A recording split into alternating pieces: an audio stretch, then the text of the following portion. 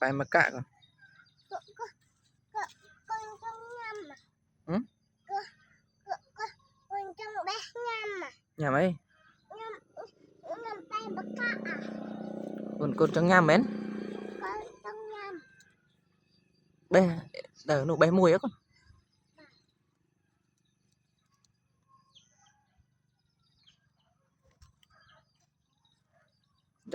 bé cào ơi có mấy tin nhật bạn mê bé mà bạn ơi Ba. ừ? Đi nè bạn này